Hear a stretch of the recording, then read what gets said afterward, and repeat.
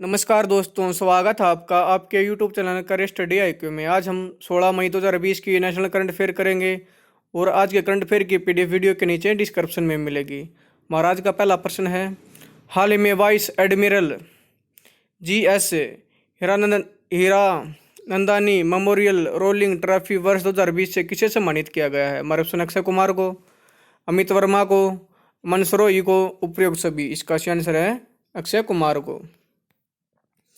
Lieutenant commander Akshay Kumar को vice admiral GM Hiranandani memorial rolling trophy वर्ष 2020 से सम्मानित किया गया है। उन्हें कोचिंग में दक्षिणी नौसेना कमान के एंटी सबमरीन वारफेयर स्कूल में कमीशन किया गया है। पुरस्कार समारोह केरल के कोची के मैरीटाइम वारफेयर सेंटर में आयोजित किया गया था। अन्य पुरस्कार कमांडर इन चीफ द्वारा कमीशन किए गए नौसेना अधिकारी अंशु बाबू को दूसरे स्थान पर और तीसरे स्थान के लिए नौसेना अधिकारी कुलदीप त्यागी को बुक प्राइज प्रदान किए गए हैं। लेफ्टिनेंट कमांडर मोहित कुमार को भी विवाह की तरह ओरल बोर्ड में अच्छा प्रदर्शन करने के लिए सराहा गया है।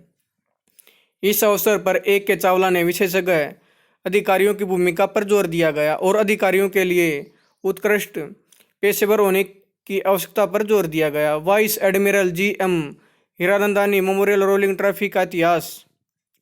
इस ट्रॉफी को 2013 में युद्धकाल विशेषज्ञता कोर्स के दौरान रणनीति में सर्वश्रेष्ठ प्रदर्शन करने वाले अधिकारी के लिए शुरू किया गया था।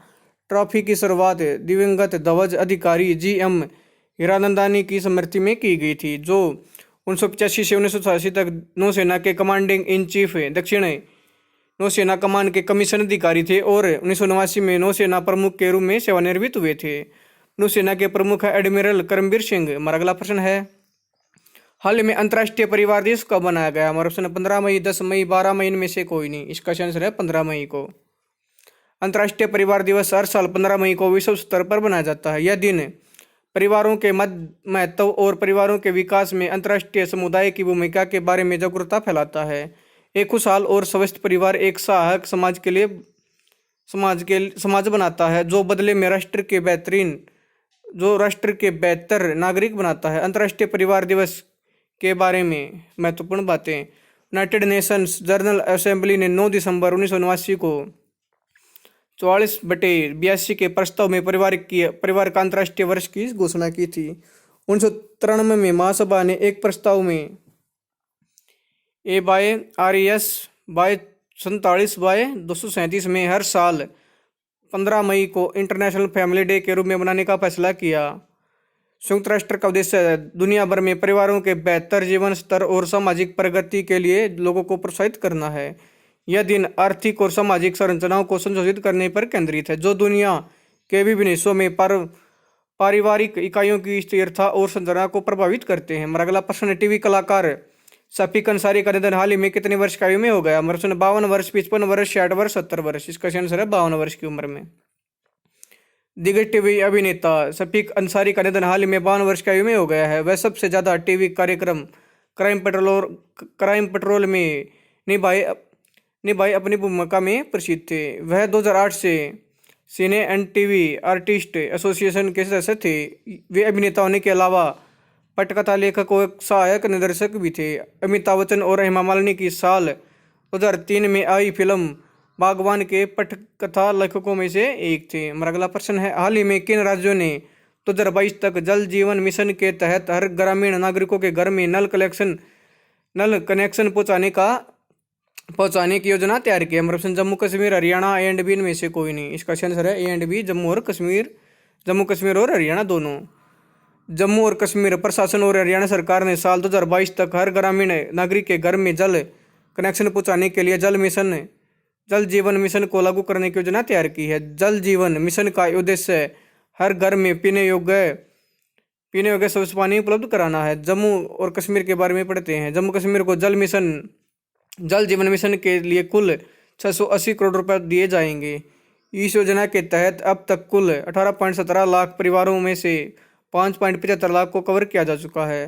2020 से 2021 तक 1.76 लाखों को कवर करने की योजना बनाई है। J&K इस लक्ष्य को प्राप्त करने के लिए 98 जल परीक्षण प्रयोगशालाओं की मदद ले रहा है। हरियाणा हरियाणा सरकार ने इस मिशन के तहत वर्ष 2019 से 2020 में 1.5 लाख नल कनेक्शन प्रदान किए हैं। इसमें से हरियाणा में 28.94 घरों को कवर किया जाएगा। इनमें से 18.83 लाख को पहले से ही नल कनेक्शन दिया जा चुका है और 10.11 लाख घरों को कवर किया जाना है। हरियाणा सरकार इस लक्ष्य को प्राप्त करने के लिए राज्य में 24 NBL मान्यता प्राप्त प्रयोगशाला की मदद ले रहा है। जल शक्ति मंत्री हैं गजेंद्र सिंह शेखावत और जल शक्ति मंत्रालय में राज्य मंत्री हैं रतन लाल कटारिया। हमारा अगला प्रश्न है, वीडियो कॉन्फ्रेंस के माध्यम से आयोजित राष्ट्रमंडल स्वास्थ्य मंत्रियों की 32वीं बैठक की अध्यक्षता किस केंद्रीय मंत्री ने की है? हमारे ऑप्शन डॉक्टर हर्षवर्धन, अमित शाह, अर्जुन मुंडा, विनोद कुमार। इसका सही आंसर है डॉक्टर हर्षवर्धन ने। राष्ट्रमंडल स्वास्थ्य मंत्रियों की 32वीं बैठक को कोविड वीडियो कॉन्फ्रेंस के माध्यम से आयोजित किया गया। वीडियो कॉन्फ्रेंस में भारत का प्रतिनिधित्व केंद्रीय स्वास्थ्य और परिवार कल्याण मंत्री डॉक्टर हर्षवर्धन ने किया। बैठक एक थीम के साथ आयोजित की गई थी। इसकी थीम थी एक समन्वित राष्ट्रमंडल कोविड-19 प्रतिक्रिया का उद्धार, यानी delivering a coordinated Commonwealth covid response. Video conference के दौरान केंद्रीय स्वास्थ्य और परिवार कल्याण मंत्री डॉक्टर हर्षवर्धन ने कई फ्रंटलाइन स्वास्थ्य सेवा प्रदाताओं के साथ साथ अन्य नागरिक निकायों के बहुमूल्य जीवन को बचाने में महत्वपूर्ण योगदान को स्वीकार किया। उन्होंने लॉकडाउन लगाने और एंट्री पॉइंट्स पर निगरानी रखने के लिए कोविड-19 के प्रसार को रोकने के लिए भारत सरकार द्वारा उठाए गए कदमों पर भी जोर दिया। उन्होंने भारत सरकार द्वारा उठाए गए अन्य कदमों जैसे विदेश से हमारे नागरिकों को निकालने, रोग निगरानी नेटवर्क के माध्यम से समुदाय में निगरानी, स्वास्थ्य बुनियादी ढांचे को मजबूत बनाने, प्रशिक्षण और स्वास्थ्य कर्मियों की क्षमता निर्माण का उल्लेख भी किया। उन्होंने संकट के इस समय के दौरान लगभग 1000 जरूरतमंद देशों को हाइड्रोक्सी क्लोरोक्विन जैसी आवश्यकता दवाएं उपलब्ध कराने, एकजुटता बढ़ाने और समर्थन प्रदान करने में भारत के योगदान पर जोर दिया। हमारा अगला प्रश्न है, हाल ही में किस राज्य सरकार ने मित्र समृद्धि योजना की शुरुआत की है? हमारे ऑप्शन पश्चिम बंगाल, महाराष्ट्र, बिहार, असम। इसका आंसर है पश्चिम बंगाल। पश्चिम बंगाल सरकार ने 6 जिलों की 50,000 एकड़ बंजर भूमि का इस्तेमाल करने के लिए मित्र समृद्धि योजना की शुरुआत की है। यह योजना बागवानी और मछली पालन में स्थानीय लोगों को जोड़ते हुए अन्य गतिविधियां को शुरू करने में मददगार साबित होगी। मित्र समृद्धि योजना से ग्रामीण बंगाल के लगभग 2.5 लाख नागरिकों को लाभ मिलेगा। पश्चिम बंगाल के वीरभूम, पुरुलिया, बांकुरू, झारग्राम, पश्चिम वर्धमान और पश्चिम मदीनापुर जिलों में कम से कम 50,000 एकड़ भूमि है जो बंजर पड़ी, जहां प्राकृतिक रूप से कोई पैदावार नहीं होती और न ही यहाँ किसान पट्टे पर खेती कर सकते हैं। पारंपरिक स्तर पर अभी 6500 एकड़ भूमि पर कार्य शुरू किया गया है। यह पर्यावरण के लिए अनुकूल योजना है। पश्चिम बंगाल के मुख्यमंत्री हैं ममता बनर्जी। इसके राज्यपाल हैं जगदीप धनखड़। और अगला प्रश्न, हाल ही में फेडरल बैंक लिमिटेड ने किसके साथ टाई अप किया है? हमारा ऑप्शन है MoneyGram payment system, ASSOCHAM, world bank. इनमें से कोई नहीं। इसका सही आंसर है मनीग्राम पेमेंट सिस्टम। एक निजी क्षेत्र का bank Federal Bank Limited Bharat में ग्राहकों के लिए cost effective direct to bank खाता क्रेडिट ऑप्शन की पेशकश करने के लिए मनीग्राम पेमेंट सिस्टम के साथ टाई अप किया है। यह टाई अप अप्रवासी भारतीयों को भारत में धन हस्तांतरित करने के लिए आधुनिक, कम लागत, तेज, आसान और विश्वसनीय तरीके से पहुंचने में मदद करेगा।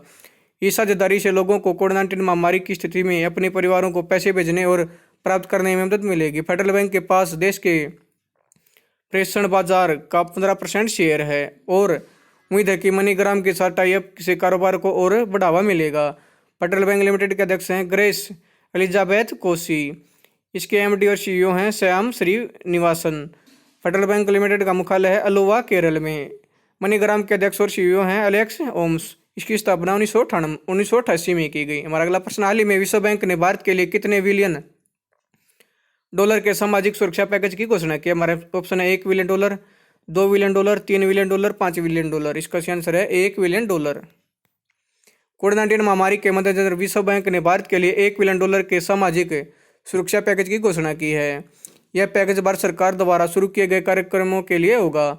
इसलिए यह उन गरीब और कमजोर परिवारों को सामाजिक सहायता प्रदान करने में भारत के प्रयासों का समर्थन करेगा जो कोविड-19 महामारी से बुरी तरह प्रभावित हुए हैं।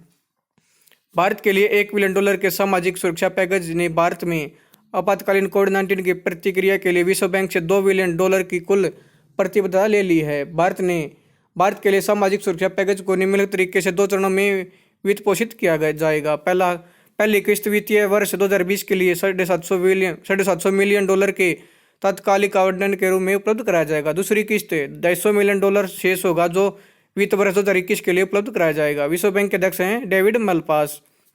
इसका मुख्यालय है वाशिंगटन DC। अगला प्रश्न है, विश्व आर्थिक परिस्थिति और संभावना रिपोर्ट के अनुसार 2020 के मध्य तक भारत की विकास दर चालू वित्त वर्ष 2020 में कितनी दर से बढ़ने का अनुमान लगाया गया? वर्ष में 1.2%, 2.5%, 3.5%, 4.2%। इसका आंसर है 1.2%। संयुक्त राष्ट्र द्वारा वर्ष के बीच में जारी की जाने वाली यानी 2020 के मध्य की अपनी report world economic situation and prospects जारी की है। यूएन ने इस रिपोर्ट में वित्तीय वर्ष 2020 और 2021 के लिए देशों के साथ साथ वैश्विक अर्थव्यवस्था की वृद्धि दर का भी अनुमान लगाया है। विश्व आर्थिक परिस्थिति और संभावना रिपोर्ट के अनुसार 2020 के मध्य तक भारत की विकास दर चालू वित्त वर्ष 2020 में 1.2% की दर से बढ़ने का अनुमान लगाया गया है। इस रिपोर्ट में भारत के विकास दर में मामूली वृद्धि का संकेत दिया गया है, जबकि वित्त वर्ष 2021 में 5.5% की विकास दर से वृद्धि होने का अनुमान लगाया गया है। वर्तमान परिदृश्य में कोविड-19 महामारी ने दुनिया को अपंग बना दिया है, जिसकी वजह से यूएन ने अनुमान लगाया है कि वित्तीय वर्ष 2020 में वैश्विक अर्थव्यवस्था तेजी से सिकुड़कर 3.2% रहेगी, जिसे वित्तीय वर्ष 2021 में सुधरने के आसार हैं। मेरा अगला प्रश्न है, हाल ही में चावल निर्यात को प्रोत्साहित देने के लिए चावल निर्यात संवर्धन मंच की स्थापना किस देश के द्वारा की गई? हमारे ऑप्शन है भारत, ईरान, नेपाल, रूस। इसका आंसर है भारत देश ने। भारत सरकार द्वारा चावल निर्यात को प्रोत्साहित देने के लिए चावल निर्यात संवर्धन मंच की स्थापना की गई है। चावल निर्यात संवर्धन मंच की स्थापना कृषि और प्रसंस्करण खाद्य उत्पाद निर्यात संवर्धन विकास प्राधिकरण के तत्वावधान में की गई है। REPF वैश्विक बाजार में चावल के निर्यात को विशेष रूप से बढ़ाने के लिए चावल के निर्यात की पूरी उत्पादन आपूर्ति श्रृंखला के लिए हितधारकों की पहचान करने, दस्तावेज पहुंचाने और सहयोग स्थापित करने के लिए उपयोगी कदम उठाएगा। इसके अलावा यह उत्पादन और निर्यात से संबंधित घटनाक्रमों की निगरानी, पहचान और पूर्वानुमान के साथ साथ अन्य जरूरी नीतिगत उपायों को भी आगे बढ़ाएगा। राइस एक्सपोर्ट प्रमोशन फोरम में चावल उद्योग के प्रतिनिधि, एपिडा, निर्यातक, वाणिज्य मंत्रालय, कृषि मंत्रालय और प्रमुख चावल उत्पादक राज्यों जैसे पश्चिम बंगाल, पंजाब, तेलंगाना, हरियाणा, असम, आंध्र प्रदेश, ओडिशा, छत्तीसगढ़ और उत्तर प्रदेश के अधिकारी शामिल होंगे। हमारा अगला प्रश्न है, हाल ही में G20 virtual trade and investment ministerial बैठक के दूसरे संस्करण का आयोजन किसकी अध्यक्षता में किया गया? हमारे ऑप्शन सऊदी अरब, मलेशिया, भारत, बांग्लादेश। इसका आंसर है सऊदी अरब। सऊदी अरब की अध्यक्षता में असाधारण G20 virtual trade and investment ministerial बैठक का दूसरा संस्करण आयोजित किया गया। इस बैठक की अध्यक्षता निवेश मंत्री खालिद उल फले की उपस्थिति में सऊदी के वाणिज्य मंत्री माजिद उल कासबी द्वारा की गई थी। इस वर्चुअल बैठक में भारत का प्रतिनिधित्व केंद्रीय वाणिज्य और उद्योग मंत्री पीयूष गोयल ने किया। बैठक के दौरान अपने संबोधन में पीयूष गोयल ने G20 देशों के सस्ती दवाओं, उपचारों और टीकों को किफायती कीमतों पर पहुंचाने का आग्रह किया। इसके अलावा उन्होंने G20 राष्ट्रों और सीमाओं से पार जाकर नैदानिक और सुरक्षात्मक उपकरणों के साथ साथ स्वास्थ्य पेशेवरों की पहुंच सुनिश्चित करने की भी अपील की, जहां उनकी सबसे ज़्यादा ज़रूरतें हैं। ये G20 समूह अंतर्राष्ट्रीय आर्थिक सहयोग का एक प्रमुख मंच है, जो हर महाद्वीप के विकसित और विकासशील दोनों देशों के नेताओं को एक मंच प्रदान करता है। G20 देशों के सदस्य हैं अर्जेंटीना, ऑस्ट्रेलिया, ब्राजील, कनाडा, चीन, France, Germany, Bharat, Indonesia, Italy, Japan, Mexico, रूस, सऊदी अरब, दक्षिण अफ्रीका, कोरिया गणराज्य, तुर्की, ब्रिटेन, संयुक्त राज्य अमेरिका और यूरोपीय संघ। अगला प्रश्न है, हाल ही में कोबस 6800 टेस्टिंग मशीन किसके द्वारा राष्ट्र को समर्पित की गई? हमारे ऑप्शन डॉक्टर हर्षवर्धन, अमित शाह, नितिन गडकरी, निर्मला सीतारमण। इसका आंसर है डॉक्टर हर्षवर्धन द्वारा। केंद्रीय स्वास्थ्य और परिवार कल्याण मंत्री डॉक्टर हर्षवर्धन ने कोवैक्स 60 कोवास 6800 नामक एक कोविड-19 टेस्टिंग मशीन राष्ट्र को समर्पित की है। कोवास 6800 देश की एक ऐसी पहली टेस्टिंग मशीन है जिसे सरकार द्वारा कोविड-19 मामलों की टेस्टिंग करने के लिए खरीदा गया है, जिसे दिल्ली में राष्ट्रीय रोग नियंत्रण केंद्र में स्थापित किया गया है। कोवास 6800 टेस्टिंग मशीन के बारे में पढ़ते हैं। Cobas 6800 testing machine RTB PCR test कराने के लिए पूरी तरह से स्वचालित हाई एंड मशीन है। यह मशीन उच्च मात्रा और अच्छी गुणवत्ता ट्रेसिंग प्रदान करेगी, जो 24 घंटों में लगभग 1200 नमूनों का परीक्षण करने में सक्षम है। इस मशीन में देश की टेस्टिंग क्षमता बढ़ाने में मदद मिलेगी।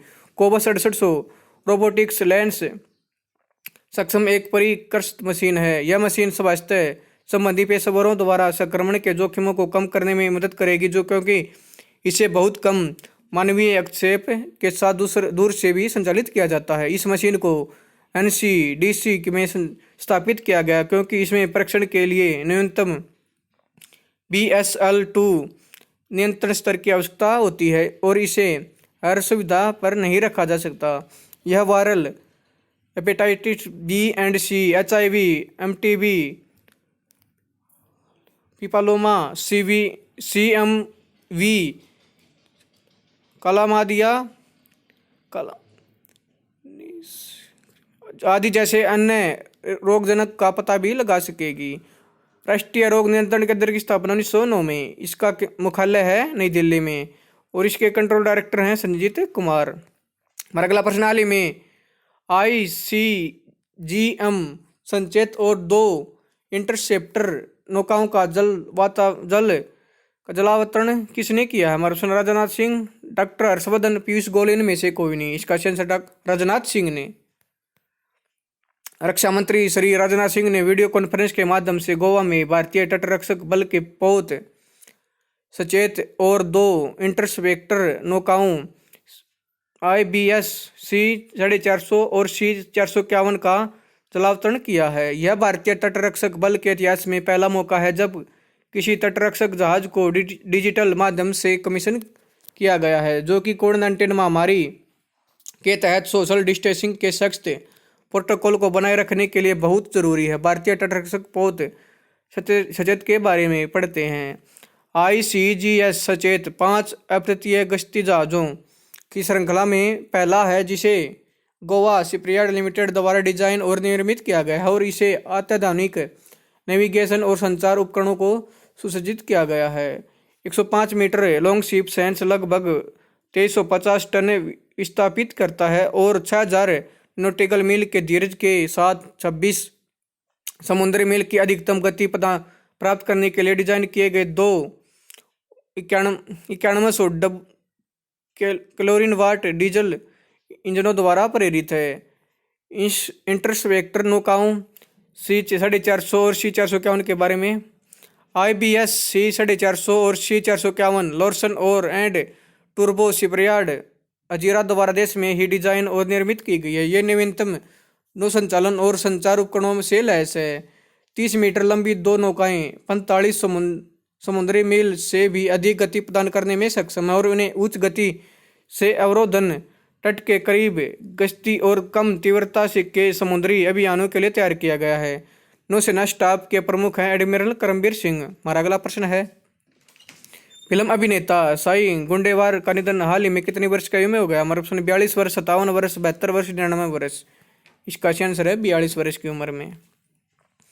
फिल्म अभिनेता, मॉडल, वॉइस ओवर कलाकार और एक उद्यमी साई गुंडेवार का निधन हो गया। उनकी उम्र 42 वर्ष थी। उनकी लोकप्रियता 2010 में hit reality show TV show MTV Splitsvilla season 4 में भाग लेने के बाद बढ़ी। उन्होंने पीके में आमिर खान और रॉक ऑन में भी अभिनय किया था। और अगला प्रश्न है, हाल ही में किस राज्य के तंजावुर नेती वृक्ष पिंथ वृक्ष उत्पाद को GI टैग प्रदान किया गया? हमारा प्रश्न तमिलनाडु, तेलंगाना, महाराष्ट्र, इनमें से कोई नहीं। इसका आंसर है तमिलनाडु। तमिलनाडु में अरुम्बाबूर लकड़ी की नक्काशी और तंजावुर नेती वृक्ष पिंथ वृक्ष को भौगोलिक संकेत रजिस्ट्री द्वारा भौगोलिक संकेत के टैग से सम्मानित किया गया है। तंजावुर पीथ वृक्ष को नेती से तैयार किया गया है, जो एक दलदली पौधा है जिसे एसिनोमेने एस्पेरा के नाम से भी जाना जाता है। इसे मध्य तमिलनाडु के प्रमुख हस्तकार प्रतीकों में से एक के रूप में जाना जाता है। तमिलनाडु के मुख्यमंत्री हैं के पलानीस्वामी। इसके राज्यपाल हैं बनवारी लाल पुरोहित। दोस्तों, अगर आपको ये वीडियो पसंद आए तो आप मेरे यूट्यूब चैनल करें स्टडी IQ को लाइक करें, सब्सक्राइब करें और इसके बेल आइकन को दबा दें ताकि आने वाली वीडियो का नोटिफिकेशन आपको टाइम पे मिलता रहे। धन्यवाद दोस्तों।